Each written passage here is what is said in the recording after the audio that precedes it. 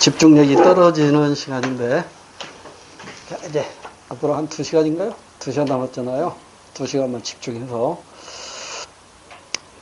자, 여기서부터는 이제 경제 과목에서 난이도가 높은 문제들이 많이 나오는 영역이니까 남들 틀리는 문제를 우리는 맞아야 됩니다.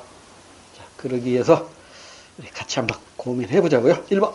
그림은 경쟁 형태에 따라 말을 바꾸면 공급자 수에 따라 이런 말이겠죠. 경쟁 형태가 어떻게 되느냐? 수요자와 공급자가 경쟁하는 거잖아요. 그런데 수요자는 어떤 시장이든 동일하거든요. 셀 수 없을 정도 많단 말이에요. 그러면 결국은 공급자 수에 의해서 결정되는 거겠죠. 이에 대한 설명으로 옳은 걸 고르래요. 단 A에서 C는 독점, 완전 경쟁, 독점적 경쟁 시장 중 하나이다. 그러니까 과점만 하나 빠져 있네요. 자, 개별 공급자는 가격 순응자인가? 예. 가격 순응자인 시장은 딱 하나밖에 없다고 그랬어요. 이론적 시장인 완전 경쟁 시장입니다. 그러니까 A가 완전 경쟁 시장이고요. 이제 B, C는 이제 불완전 경쟁 시장이겠죠. 시장 진입이 자유로운가? 이것은 경쟁 시장이냐 비경쟁 시장이냐를 구분하는 거죠. 그러니까 시장 진입이 자유로운가 하면 예 하면 이건 경쟁 시장이란 말이에요. 근데 경쟁 시장은 완전 경쟁 시장하고 독점적 경쟁 시장 이 두 가지밖에 없단 말이에요. 그러니까 B가 바로 뭐예요? 독점적 경쟁 시장이 되겠죠. 즉 단골 시장, 단골이 형성되는 시장. B가 독점적 경쟁 시장이고요. 상품의 공급자가 하나인가? 예 했네. 그럼 C는 보나 마나? 독점 시장이겠죠. 이 문제에서는 지금 과점 시장은 생략돼 있다. 1번. A에서는 즉 완전 경쟁 시장에서는 비가격 경쟁이 발생한다. 땡. 비가격 경쟁은 불완전 경쟁 시장에서만 나타나요. 완전 경쟁 시장은 모든 조건이 다 똑같아요. 뭐만 다르다? 가격. 이 가격에 의해서 선택의 기준으로 삼으면 되는 겁니다. 그 다음에 2번에 B에서는 B가 독점적 경쟁 시장에서는 이질의 상품이 공급된다. 맞죠? 이질의 상품 또는 차별화된 상품 이렇게 표현해도 돼요. 차별화된 상품, 이질의 상품. 그러니까 단골이 형성되는 거죠. 근데 이 독점적 경쟁 시장에서 그 시험 문제 출제됐을 때 많이 언급되는 지문 중에 하나가 뭐냐면 초과 이유는 나중에 사라진다 이런 말이 나오거든요. 그러니까 독점적 경쟁 시장에서는요. 처음에는 초과 이윤이 존재해요. 즉 단골이 형성되니까 줄 서서 먹는다고. 근데 이제 맛의 평준화가 이루어지니까 다른 집으로 또 손님을 뺏겨요. 그래서 이제 점차 장기적으로 보면 초과 이윤은 사라집니다. 그래서 이것도 하나 기억해 두세요. 다시 독점적 경쟁 시장에서는 장기적으로 보면 초과 이윤은 사라지고 정상 이윤만 존재한다. 근데 독점이나 과점은 그렇지가 않거든요. 자, 일단 그 정도 기억해 두시고 그래서 2번이 정답이 되겠고요. 3번, 4번은 공부거리로 확인합니다. C에서는 즉 독점 시장에서는 완전한 시장 정보가 공유된다. 땡. 정보 비대칭이 나타납니다. 완전한 정보가 공유되는 시장은 완전 경쟁 시장밖에 없어요. 나머지 현실적 시장인 불완전 경쟁 시장은 전부 정보 비대칭이 나타나요. 그 다음에 4번은 A와 B는 모두 불완전 경쟁 시장이다. 아닙니다. A는 완전 경쟁 시장이고 B와 C가 불완전 경쟁 시장이에요. 그러니까 이론적으로 존재하는 게 완전 경쟁 시장, 현실적으로 존재하는 게 불완전 경쟁 시장. 불완전 경쟁 시장은 또 세 가지로 나눠지죠. 독점적 경쟁 시장, 독점 시장, 과점 시장. 여기서 경쟁이라는 단어가 들어간 두 시장 묶어서 경쟁 시장. 독점과 과점은 비경쟁 시장. 경쟁 시장과 비경쟁 시장의 차이는 어디에 있다? 시장 진입 탈퇴가 자유롭느냐, 제한되어 있느냐에 달려 있다.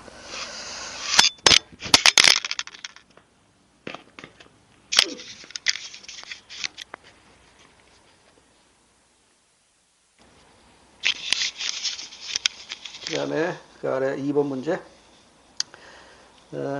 그림은 경쟁 형태에 따라 시장을 구분한 건데요. 시장 진입장벽이 존재하는가? 예 하면 경쟁시장. 장벽이 존재하는가 했으니까 예 하면 비경쟁시장. 아니요 하면 경쟁시장. 그럼 이제 비경쟁시장에 두 가지가 있죠. 독점시장하고 과점시장인데 공급자가 하나인가? 예.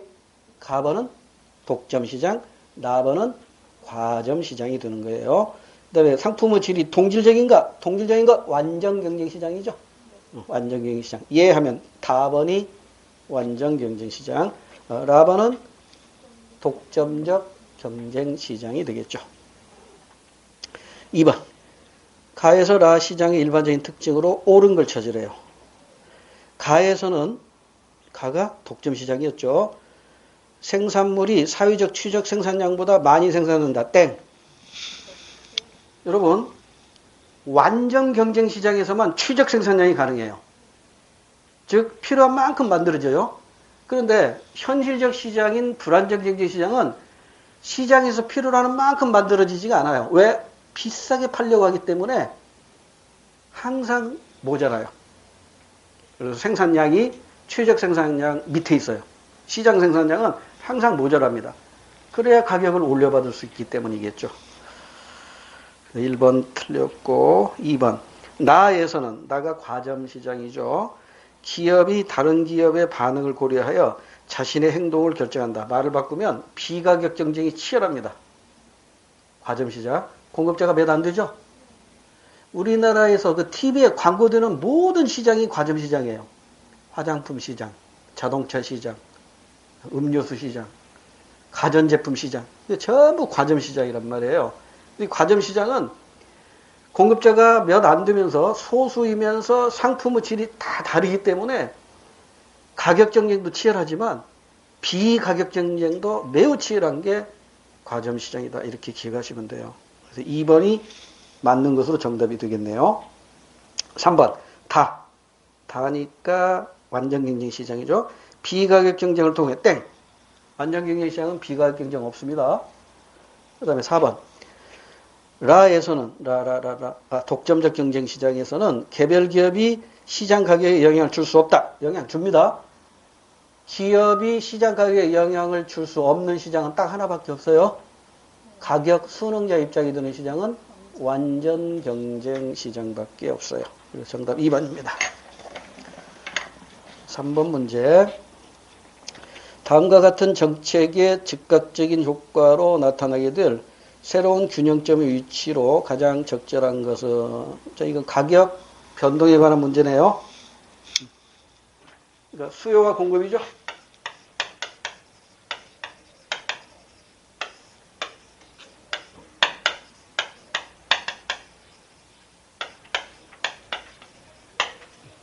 이거란 말이에요.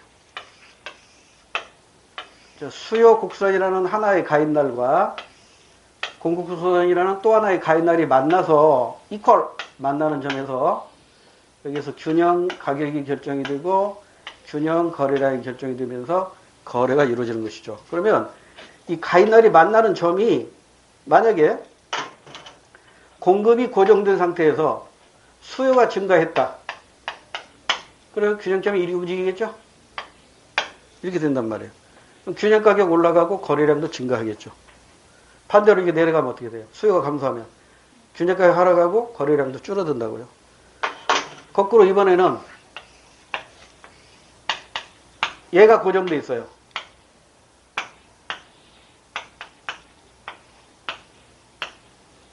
얘가 고정돼 있어요. 근데 S가 움직여요. 공급 곡선이 공급이 증가했어요. 그러면 이 다시에서 결정되니까 가격은 하락하고 거래량은 증가하겠죠. 이런 식으로 수요 곡선 자체가 움직이거나 공급 곡선 자체가 움직임으로써 두 곡선이 만나는 점이 동서남북 어느 방향으로든지 이동할 수 있겠죠. 이게 가격 변동 원리라고요. 가격 변동 원리는 이거 무조건 바꾸고 가야 하는 문제예요. 이거 틀리면 틀리는 사람이 이상한 거죠. 자, 봅니다. 3번. 서울과 경기 북 일부 지역이 주택거래 신고 지역으로 지정되었다. 이들 지역의 아파트를 구입하는 사람들은 실제 거래 가격으로 매매 가격을 신고해야 한다. 그러면 현재보다 3배에서 6배가 늘어난 아파트 취득세와 등록세를 납부해야 된다. 그러면 수요가 줄어들겠네요. 아파트 살려는 사람이 줄어들겠네. 자, 여기 보면 지금 공급곡선이 이렇게 돼 있죠. 공급곡선이 지금 공급량이 고정돼 있잖아요. 아파트는 하루아침에 지어지는 게 아니잖아요. 단기적으로 보면 완전 비탄력적이에요. 골동품과 마찬가지로. 그러니까 공급법칙 예외로 우리가 공부한 바가 있죠. 그 다음에 이제 수요곡선이 이렇게 나타나서 여기에서 이제 균형 가격과 거래량이 결정이 되는 거예요. 그러니까 거래량은 이미 고정이 돼버렸네요. 그러죠? 공급곡선이 완전 비탄력적이니까. 그런데 금방 읽어본 대로 이게 주택거래 신고제가 되니까 이게 등록세나 취득세가 너무 올라가는 거예요. 아, 나 집 아파트 안 사. 그러면 수요가 감소하겠죠? 수요가 감소하니까 새로운 균형점이 여기서 결정되죠. 그러니까 뭐만 변해요? 가격만 하락해요. 그리고 거래량은 고정돼 있죠. 그럼 어디로 가야 돼? 여기가 디귿번으로 나와 있죠? 3번 정답입니다. 4번 문제. 모든 사람들이 다음 글에서와 같이 식사한다고 가정할 때 옳게 추론한 내용을 보기에서 모두 고르래요. 음식물에는 궁합이 있다. 예를 들어 표고버섯과 돼지고기의 콜레스테롤이 체내에 흡수되는 것을 억제시키고 누린내를 없애주기 때문에 돼지고기와 같이 먹는 것이 좋다. 표고버섯 대신에 느타리버섯을 돼지고기와 같이 먹어도 좋다. 지금 대체제와 보완제 얘기가 나와 있죠. 기억. 표고버섯과 느타리버섯은 대체제이다. 이거 모르는 사람 없을 것이고 기억번은 맞아요. 그러면 2번, 3번은 일단 지우고 가야겠네. 그러면 니은번 볼 필요 없이 디귿번으로 바로 가야 돼요. 시험장에서 요령입니다. 그냥 기억된 순서대로 다 문제 풀려고 하지 마세요. 순발력 있게 문제 풀어나가야 된단 말이에요. 자, 디귿번이 맞으면 4번이 정답이고요. 디귿번이 틀리면 기억이 정답이에요. 자, 디귿번. 표고버섯의 공급이 감소하면 느타리버섯의 가격은 상승한다. 자, 표고버섯과 느타리버섯은 보완제 관계죠. 그러면 가격과 수요는 반대로 움직이겠죠. 자, 그러면 표고버섯의 공급이 감소했대요. 표고버섯의 공급이 없어. 시장에 표고버섯이 없어. 그럼 표고버섯 가격 오르겠죠. 표고버섯 가격 오르면 느타리버섯의 수요는 감소하죠. 수요가 감소하니까 사는 사람이 없으니까 가격은 하락하겠죠. 잠깐만요. 표고버섯의 공급이 감소하면 표고버섯의 가격이 지금 이게 보완제가 아니라 대체제죠. 표고버섯, 느타리버섯 보완제가 아니라 대체제잖아요. 대체제. 같은 방향으로 움직이잖아요. 순간적으로 제가 보완제로 문제를 풀려고 그랬네. 그러니까 대체제니까 표고버섯의 공급이 감소해서 표고버섯 가격이 올랐단 말이에요. 그럼 느타리버섯의 수요는 증가하겠죠. 느타리버섯 사려는 사람이 많이 나오니까 가격 올라가겠죠. 그럼 디귿번 맞네. 그러면 정답은 4번인 거예요. 자, 그럼 니은번은 왜 틀렸는가 확인하고 갑시다. 돼지고기 수요가 감소하면 표고버섯의 가격은 상승한다. 자, 돼지고기 수요 감소하면 표고버섯의 수요도 감소하겠죠. 그러잖아요. 그러면 표고버섯 사는 사람이 없으면 표고버섯 가격 하락하겠지. 됐죠? 그래서 니은번 틀린 거예요.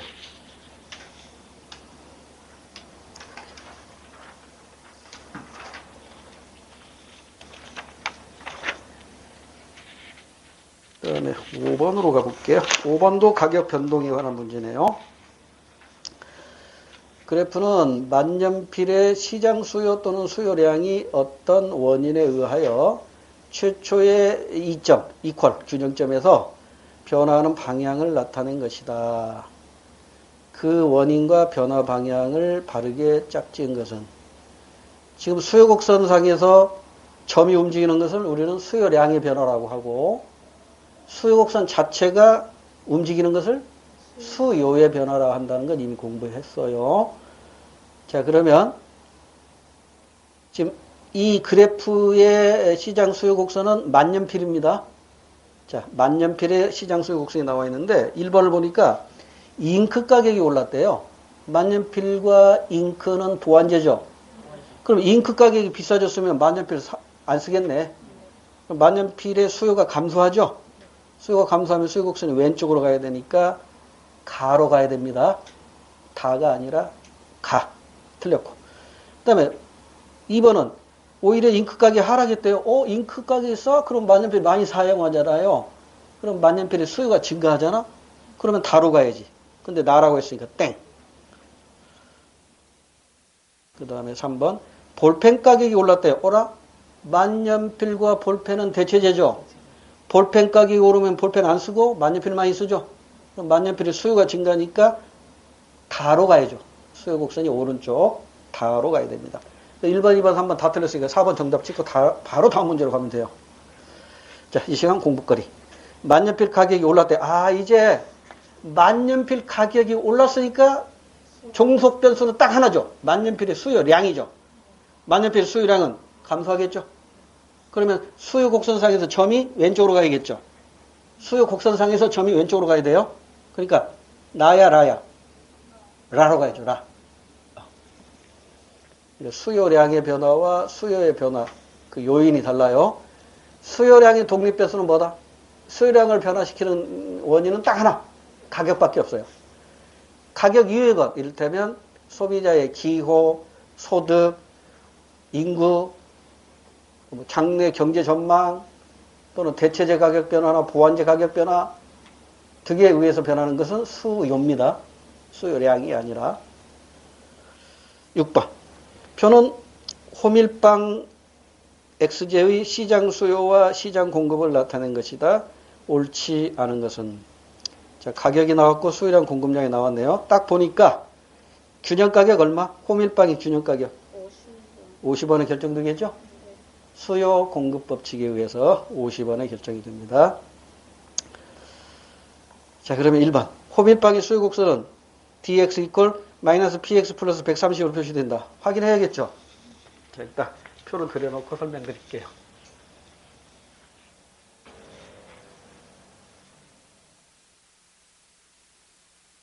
이 수요 함수와 관련해서는 국가직에서 2015년에 한 번 나왔어요. 우리 지방직에서 아직 시험 안 됐어요. 이 얘기는 이제 지방직에서도 출제될 때가 됐어요. 국가직에서만 지금 한 번 나왔거든요. 수능에서는 뭐 거의 매년 나오고 있는 것이고.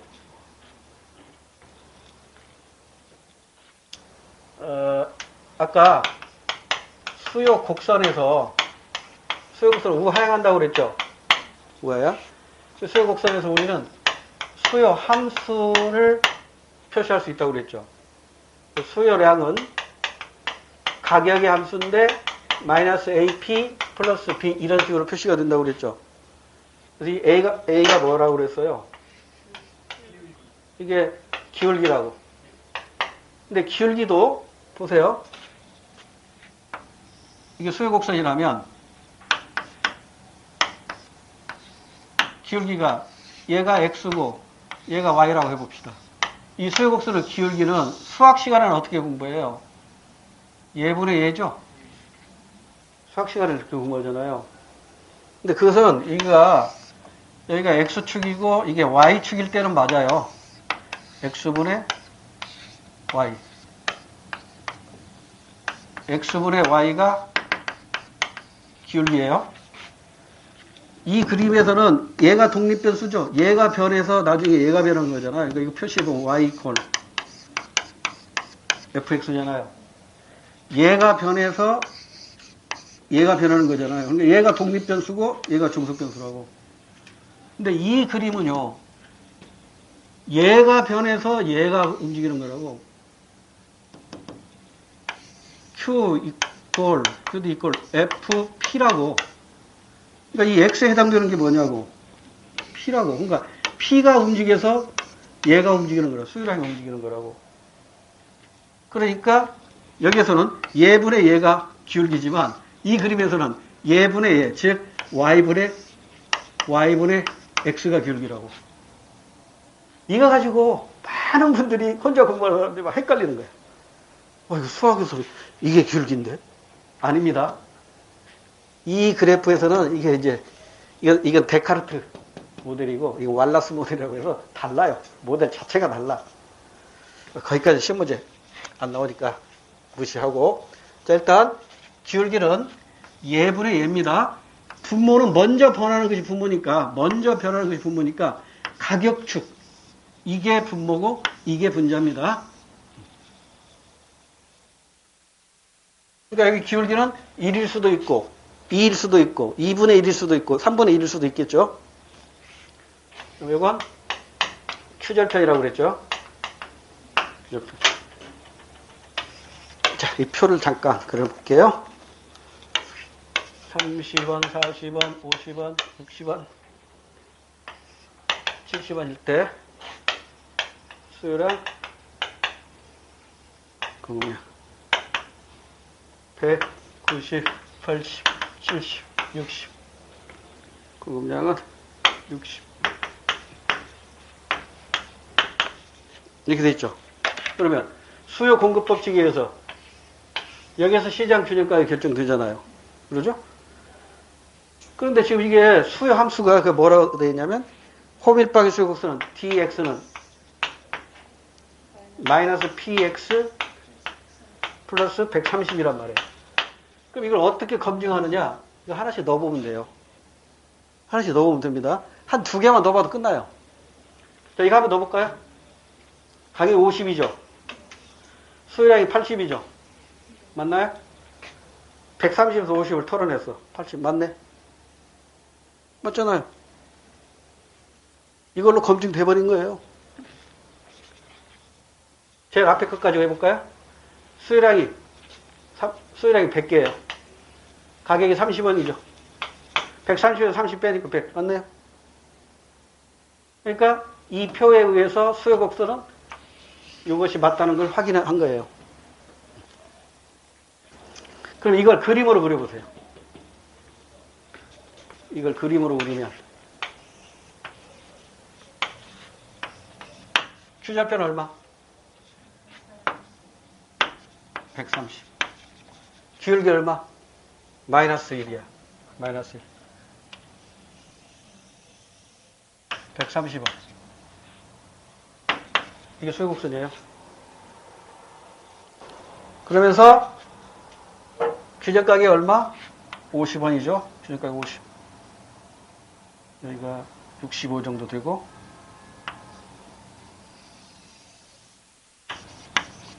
이 점을 뭐가 통과해야 돼요? 공급곡선이 이렇게 통과하겠지. 공급곡선. 그죠? 추절편은 지금 공급곡선의 함수는 지금 우리가 여기서 한번 추론해 볼까요? 자, 공급량은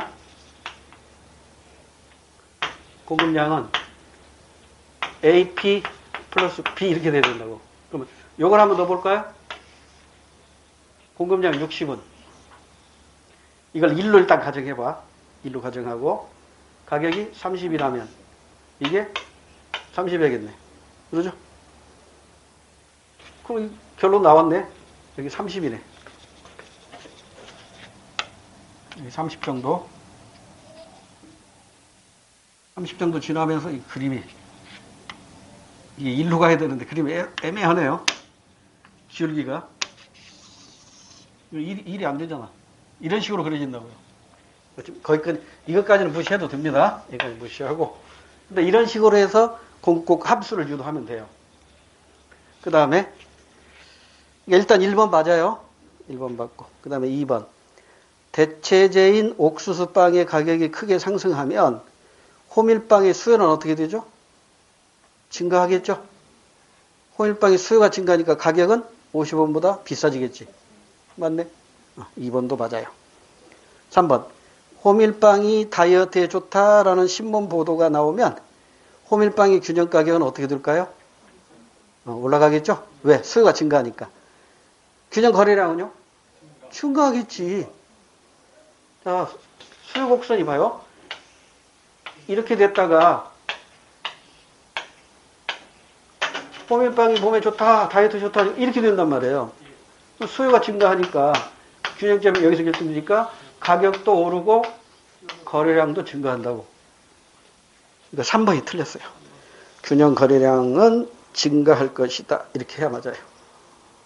그 다음에 4번. 호밀빵의 가격이 60원으로 주어질 경우 호밀빵은 20개에 초과 공급이 발생하며 하여 시장 가격이 하락할 것이다. 60원일 때 볼까요? 수요량 70개, 공급량 90개니까 초과 공급 20개 발생하죠? 맞습니다. 정답은 3번만 틀렸어요. 균형 가격 감소가 아니라 증가라고 해야 됩니다. 됐고요. 7번으로 갈게요. 표는 공급의 변화에 따른 AJ의 월별 거래량과 판매액 추이를 나타낸 것이다. 이에 대한 옳은 설명은 거래량, 판매액이 나왔네요. 판매액은 어떻게 계산이 되죠? 거래량에다가 가격을 곱하면 되죠. 그걸 알아야 이 문제 풀기가 쉽겠네요. 다시 이 그래프를 한번 보세요. 수요 법칙에 의해서 수요 곡선이 유도가 되고 공급 법칙에 의해서 공급 곡선이 유도가 돼서 여기서 균형이 이루어졌단 말이에요. 여기 균형 가격이 있고 균형 거래량이 존재하잖아요. 그럼 여기서 P0 곱하기 Q0가 뭘까? 이 면적이 뭘까 이거예요. 가격 곱하기 거래량이니까 이게 총 거래액. 가게 입장에서는 같은 말로 뭐예요? 총 지출액. 기업의 입장에서는 총 판매액 또는 총 매매액이라고 해도 되겠죠. 가격 곱하기 거래량이란 말이에요. 근데 이 표에서는 지금 뭐가 제시되어 있냐면 거래량하고 이거예요, 이거. 이게 거래량하고 그 다음에 판매액이 나와 있다고. 즉, 요 면적이 나와 있다고. 그러니까 뭐가 빠져 있어? 가격이 빠져 있다고. 그러면 가격을 밑에다 한번 써볼까? 가격. 1월, 2월, 3월.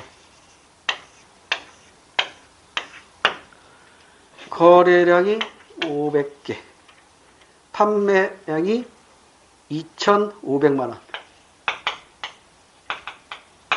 그럼 가격이 얼마라는 얘기야?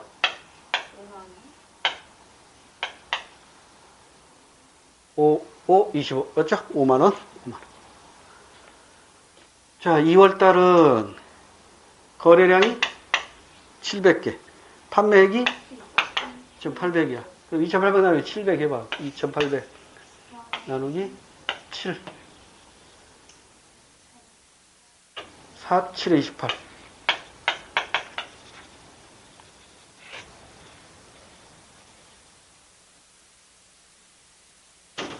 얘는 400개가 거래가 됐는데 판매액이 3,400만 원이래. 34 나누기 4니까 4하고 48에 32. 85,000원이네. 이렇게 된다고. 그러니까 이 그림을 이해해야 이 표를 이해할 수 있겠죠. 다시 균형점에서 균형 가격 곱하기 균형 거래량 하면 이 사각형 면적이라고요. 이 사각형 면적은 결국 무엇을 의미한다? 총 거래액, 총 지출액, 총 판매액 또는 총 매매 이렇게 표현될 수 있어요. 그런데 지금 이 표에서는 총 판매액 이 면적하고 거래량만 주었으니까 얘를 스스로 계산하라 이 말이에요. 가격을 스스로 계산해서 문제를 풀어나가라 이런 얘기입니다. 그래서 가격을 이렇게 구했어요. 가격을 구했어. 자, 그럼 이제 1번으로 가서 AJ의 가격은 꾸준히 하락했다. 하락했다가 증가했어요. 1번 땡. 2번 1월과 2월 사이의 변화는 1월과 2월 사이의 변화 이거죠. AJ의 보완제에 대한 수요를 증가시키는 일이다. 보완제의 수요가 증가됐다면 이 AJ의 가격은 어떻게 됐다는 얘기예요? 하락했다는 얘기죠. 가격 하락. 맞네. 정답이잖아. 지금 여기 가격이 하락했잖아요. 가격이 하락했으니까 보완제의 수요는 어떻게 되냐고. 증가하겠지. 보완제는 반대로 움직이니까. 자, 다시 2번. 1월과 2월 사이의 변화는 말을 바꿀게요. 가격이 하락한 경우 AJ의 보완제에 대한 수요를 증가시키는 요인이 된다. 맞잖아요. 3번 읽는 순간 바보예요. 시간 없어요. 3번 읽을 시간 없다고 2번에서 정답 나오면 바로 그냥 다음 문제로 가야 돼요. 우리 시험에서도요. 1번 문제가 정답이 최소 몇 개 나와요. 우리가 20문제 나오죠. 근데 사지선다행이죠. 5개는 1번이 정답이라고. 근데 1번이 정답인 5개 문제를 4번까지 다 읽어? 이건 바보죠. 1번은 정답 딱 나오는 순간 2번은 볼 필요도 없이 바로 다음 문제로 가야 돼요. 시간은 내 편이 아니니까. 내가 시간을 정복해야 돼요. 이 시테크가 얼마나 중요한데요. 그러니까 이것을 자꾸 연습해야 돼. 자꾸. 막 귀가 따갑도록 제가 얘기를 해도 시험장에서 이게 내 마음대로 잘 안 된다니까요. 근데 자꾸 여러분 연습해야 돼요. 이 스킬을. 됐죠? 아무리 강조해도 지나치면 없는 겁니다. 그 중에 5문제는 또 정답이 2번이겠죠. 2번이 정답인데 3번, 4번 읽으면 그 시간 낭비라니까요. 그래서 공부한 사람은 항상 시간이 남아요. 공부가 부족한 사람은 항상 시간이 부족합니다. 여러분 시간이 부족하다면 내 공부량이 짧았구나. 내가 문제를 좀 덜 풀었구나. 반성하셔야 됩니다. 자, 이제 고북거리로 나머지 한번 가볼까요? 3번. 2월과 3월 사이의 에이즈 변화는, 자, 2월과 3월로 가볼까요? 2월에서 3월이니까 어떻게 됐어요? 가격이 올랐죠? 가격이 올랐으면, 그 다음에 대체제에 대한 수요는 어떻게 돼요? 대체제 수요는 증가해야겠지. 같은 방향으로 움직이니까, 대체제는. 근데 감소한다고 그랬잖아요. 땡. 4번. 2월과 3월 사이의 변화는 AJ의 공급 곡선을 우측으로 공급 곡선을 우측으로 하면 이거죠. 가격은 하락하고 거래량은 증가하는 경우죠. 가격 하락했어요? 가격 증가했잖아요. 그럼 어떻게 바꿔야 돼? 가격은 오르고 거래량은 줄었죠. 이렇게 가야겠네. 그래야 가격은 오르고 거래량은 하락하는 것이지. 오케이? 4번 반대로 되는 거예요. 여러분 이런 문제 나오면 1분 안에 풀 수 있을 것 같아요? 1분 안에 못 풉니다. 당황부터 해요. 당황부터. 그러니까 시테크 잘 하시라고. 시간 관리 잘 하셔야 돼요. 쉽게 풀 수 있는 문제 빨리빨리 풀어야 돼요. 그 다음에 8번 문제. 많이 봤던 문제죠. 이 그래프가 시험 문제에 안 나온 시험이 없을 정도예요. 모든 시험 문제의 모델입니다. 모델. 그래프는 XJ 시장에서 정부가 생산자에게 단위당 A만큼의 세금을 부과했을 때의 변화를 나타낸 것이다. 이에 대한 분석으로 옳은 것은 이 그림은요, 얼마든지 응용해서 출제가 되는데, 만약에 이거 가지고 출제가 된다면, 이제는 8번과 똑같은 시험 문제는 안 나와요. 이걸 가지고 조세의 전가 가지고 출제할 가능성이 매우 높습니다. 조세의 전가, 출제위원들은 굉장히 좋아하는 문제거든요. 그것은 이 문제 풀고 나서 소개해 드릴게요. 조세의 전가 문제는 이 문제 풀이하고 나서 소개해 드릴게요. 자, 이 그래프를 딱 보는 순간, 이 그래프 어디서 봤어요? 외부 효과에서 봤죠? 외부 효과 중에 생산에 있어서 외부 효과죠? 생산에 있어서 외부 효과 중에 외부 비경제죠? 마이너스 외부 효과잖아요. 이 외부 효과 가지고 시험 문제 나면 이게 90%라고 있잖아요. 90% 이상은 이 그래프 갖고 출제한단 말이에요. 근데 이 그래프는 출제할 게 많아. 물어볼 게 굉장히 많은 그래프예요.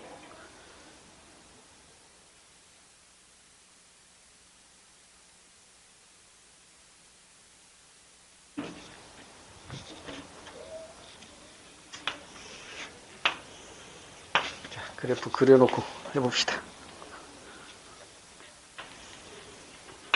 수요,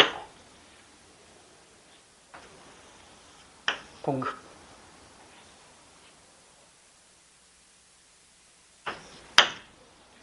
그래프를 딱 보는 순간 수요 곡선 하나에 공급 곡선이 둘이죠.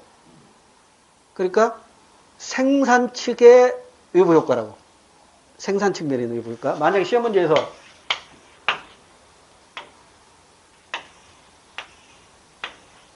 이렇게 출제했다면 또 얘기가 달라지죠. 지금 여기는 공급 곡선이 하나인데 수요 곡선이 두 개 나왔잖아요. 그럼 이것은 수요와 관련된, 수요니까 소비와 관련된 외부 효과라고. 소비. 근데 여기는 지금 수요 곡선은 하나인데 공급 곡선이 두 개니까 이것은 공급, 즉 생산 측면에 있는 외부 효과이라고. 생산 측면의 외부 효과인데 이 외부 효과가 플러스 외부 효과냐 마이너스 외부 효과냐는 이 그래프가 어떤 그래프가 사적 비용이냐 사회적 비용이냐에 따라 달라지는 거예요. 그래프를 보니까 A1만큼의 세금을 부과했다고 그랬죠. 그리고 그래프를 보니까 이게 S고 이게 S 다시잖아요. 그러죠? 세금을 부과한 이유는 뭘까요? 이게 마이너스 외부 효과니까 세금을 부과한 거죠. 이게 플러스 외부 효과라면 보조금을 줘야죠. 그러죠? 그러니까 이것은 플러스 외부 효과가 아니라 마이너스 외부 효과라고. 생산에 있어서 외부 비경제라고. 제가 수업 시간에 어떤 예를 들었어요. 연탄공장 예를 들었잖아요. 연탄공장 때문에 매연이 생기고 소음이 생기고 분진이 생겨가지고 피부잖아요. 그래서 이걸 소음을 규제하고 줄이고 분진도 줄이기 위해서 환경세를 부과하는 거야. 환경세. 그러면 이게 이 S가 뭐예요? 이게 사적 비용에 대한 공급 곡선이고 이 S 다시는 뭐예요? 사회적 비용에 의한 공급 곡선이라고. 그러면 여기에서 뭐가 결정돼요? 사적 하면 뭐가 떠올라야 돼? 시장 생산량이 떠올라야 된다고. 사적 공급 곡선에 의해서 시장 생산량이 결정이 되고 사회적 비용에 의한 공급 곡선과 만나는 점에서 뭐가 결정된다고 그랬어요? 이게 최적 생산량이라고. 그러니까 시장에다 맡기면 항상 최적 생산량보다 과잉이 된다고. 과잉. 이 생산에 있어서 마이너스 외부 효과는 항상 시장에다 맡기면 과잉 생산이 된다고. 그래서 이게 과잉 생산 때문에 결국 어떻게 되는 거예요? 환경이 오염되잖아요. 그래서 이거 여기에 대한 대책이 뭐야? 환경세를 부과하는 거잖아요. 그래서 아까 여기에서 지금 A만큼의 이게 A잖아요. 이게. 이 그림에서 이렇게 해가지고 여기다 표시했는데 이게 A잖아요. 이게. A만큼 환경세를 부과한 거라고. 그러니까 원래 시장에서는 이 가격에 연탄이 팔리겠지. 그래서 정부가 개입해가지고 개입하니까 이만큼의 A가 100원이라고 가정합시다. 100원의 세금을 부과하니까 소비자는 이제 시장에서 이게 이를테면 500원이었다고 합시다. 연탄을 한 장에 500원에 샀었는데 정부에서 연탄 한 장에 대해서 100원의 환경세를 부과했다고. 그러면 이 100원을 이만큼은 소비자가 부담해요.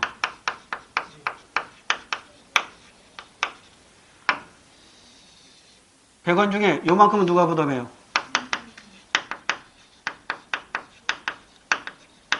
생산자가 부담해요. 그래서 이를테면 여기가 P 다시가 이게 30, 70으로 합시다. 그러면 이게 530원이고 여기 P2 다시가 530에서 100을 뺐으니까 430원이겠죠? 그러면 결국 이게 뭐야? 이게 소비자 잉여 감소분이고 이게 뭐야? 생산자 잉여 감소분이라고 이미 공부했잖아요. 이거 지금 이해가 안 되시는 분 복습하셔야 돼요. 수업 시간에 여러 번 강조해 드렸던 거니까 개인적으로 이 책 보고 이해 안 되시면 질문하세요. 질문하면 제가 다시 설명을 드릴 테니까. 그래서 지금 100원을 정부가 환경세를 부과하니까 소비자가 얼마 부담했어요? 30원 부담했고 생산자가 70원 부담했으니까 누구에게 부담을 많이 준 거야? 생산자에게 부담을 많이 준 거죠. 왜 생산자에게 부담을 많이 줬을까요? 생산자가 가격에 둔감하니까. 공급 탄력성이 수요 탄력성보다 비탄력적이니까. 요거 가지고 출제될 가능성이 굉장히 높아요. 왜? 이건 아직 안 됐거든. 다른 거 나왔는데. 그래서 요거 잘 기억해두세요. 보세요. 지금 소비자 부담분하고 생산자 부담분이 다른 이유가 탄력성 문제라니까요. 그러니까 지금 여기에서 그래프를 보면 공급 곡선의 그래프하고 수요 곡선의 그래프하고 기울기가 수요 곡선의 기울기가 완만합니다. 이걸로 증명하잖아요. 수요가 지금 탄력적이니까 소비자들이 안 사! 이거니까 그래 그럼 너네 30원만 부담해. 내가 70원 부담할게. 이거잖아요. 만약에 소비자가 이렇게 되면 어떻게 될까요? 수요 곡선이 이렇게 돼버렸어요. 완전 비탄력적이에요. 그러면 이 100원은 누가 다 부담해요? 소비자가 저래 부담하는 거예요. 이거 완전 비탄력적이니까. 만약에 수요 곡선이 이렇게 되면 이때는 이게 100원 부담한 거 이거 전부 누가 부담해? 생산자가 부담하는 거예요. 요거 아직 신문이 안 냈어요. 그러니까 요거 가지고 출제할 만하니까 일단 이게 조세 전가 문제예요. 조세 전가 문제. 자, 그 다음에 이제 나머지는 우리 이 문제 풀면서 보충 설명을 드릴게요. 자, 1번. XJ 균형 가격은 A만큼 상승한다. 아니죠? 균형 가격이 여기였잖아요. 얼마만큼 상승해요? 소비자 부담분만큼 상승하는 거예요. 100원 상승하는 게 아니라 30원 상승하는 거예요. 그러니까 그 그림에서는 P0, P1만큼 상승하는 거예요. 자, 다시. 1번. XJ 균형 가격은 A만큼이 아니라 P0, P1만큼. P0, P1만큼 상승합니다. 1번 땡. 2번. XJ에서의 사회적 잉여는 증가한다. 땡. 사회적 잉여는 얼마나 감소하죠?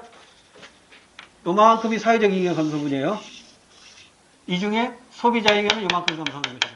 생산자 잉여는 요만큼 감소하는 거겠죠.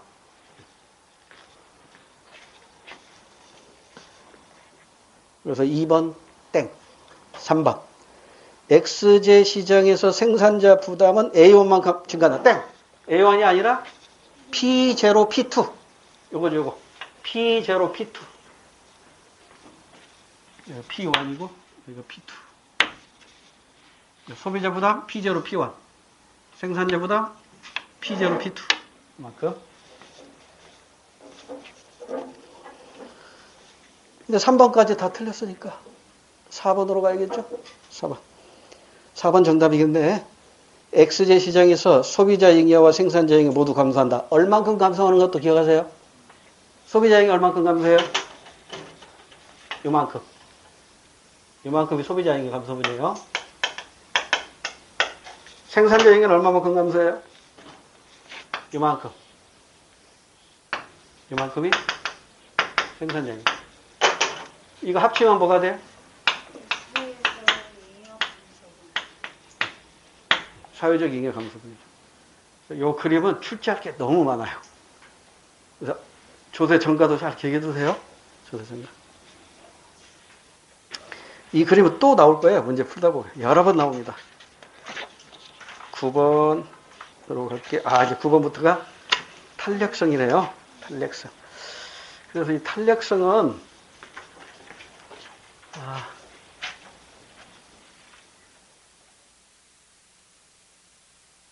영순이라고 생각하셔야 돼요.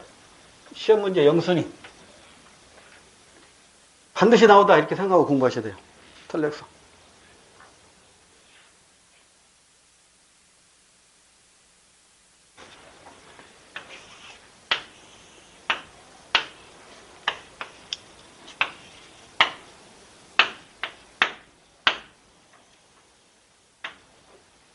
자, 이런 수요곡선이 있다고 가정합시다. 가격이 고정됐죠? 이를테면 사과 하나에 500원이라면 나는 500원에 얼마든지 사 먹을 거야. 이런 소비자 입장입니다. 그러니까 이 수요곡선은 탄력도가 얼마예요? 무한대예요. 그 고정된 가격에 무한대로 사 먹을 수 있다는 의미죠. 수요 곡선이 이러한 모습이라면 아까 공부했었죠? 탄력도 0이에요. 이건 뭐가 고정되어 있죠? 소비량, 수요량이 고정된 거예요. 아까 제가 주유소에서 기름 넣을 때 만땅 채우세요 하면 기름 가격이 올라도 만땅, 기름 가격이 내려도 만땅이야. 그러니까 나는 가격에 영향을 받아 안 받아? 안 받아요. 그러니까 가격에 전혀 영향을 안 받으니까 완전 비탄력적인 거죠. 그래서 이 완전 탄력적인 경우는 거의 이론상으로만 존재합니다. 거의 이론상. 근데 이건 현실적으로 존재하죠. 소비량 딱 고정시키고 소비하잖아요. 주유소 같은 데서 만땅. 어떤 분은 딱 리터를 계산해가지고 20리터만 넣는 사람도 있대. 그 다음에 이제 수요 곡선이니까 우하향해야겠죠. 우하향하는데 45도 선으로 이렇게 우하향해요. 탄력도 얼마? 1이죠. 가격 변동분이나 수요량 변동분이나 똑같은 거예요. 가격이 10% 올랐어? 그런데 소비량을 10% 줄여버리는 거예요. 가격이 10% 내렸어? 그럼 소비량을 10% 늘려버리는 거예요. 그러니까 항상 내 주머니에서 나가는 돈은 일정해요.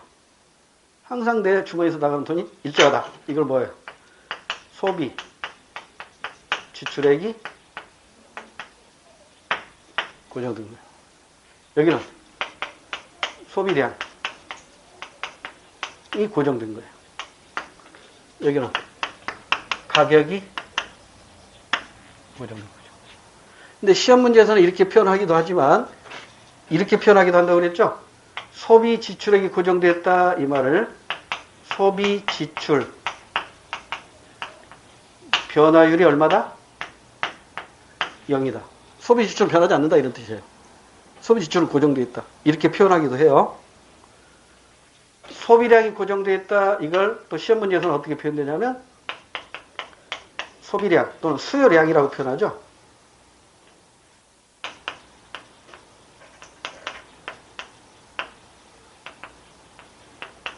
수요량 변화율이 0이다. 이렇게 표현해요.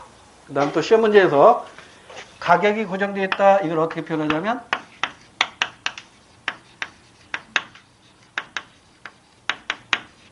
가격 변화율이 0이다. 이렇게 표현해요. 가격 변화율이 0이다.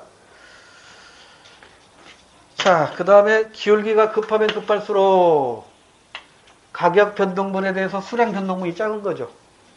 가격은 많이 변해도 소비량은 별로 안 변해요. 가격이 둔감한 거죠. 탄력도가 1보다 작겠죠. 완만하면 어때요? 1보다 크겠죠? 가격은 조금 변해도 수량은 많이 변한단 말이에요. 그래서 이걸 완전 비탄력, 이걸 완전 탄력, 이걸 비탄력, 이걸 단위 탄력, 이걸 1보다 크니까 탄력이죠. 1보다 작으니까 비탄력 이렇게 표현하는 거예요. 그러니까 이 중에 수요 법칙이 적용되는 건 요 세 가지밖에 없죠. 요 세 가지만 수요 법칙이 적용돼요. 얘는 얘하고 얘는 수요 법칙이 적용되지 않는 경우죠. 됐죠? 일단 이 정도 기억하고 잠깐 쉬었다가 이 그래프 하나만 안다고 문제 풀 수는 없어요. 이제는 문제도 자꾸 진화하고 있기 때문에 여기에서 이제 진화된 문제를 풀기 위해서 조금 더 디테일하게 공부할 내용이 있어요. 잠깐 쉬었다가 소개해드리고 우리 문제로 들어가자고요. 잠깐 쉴게요.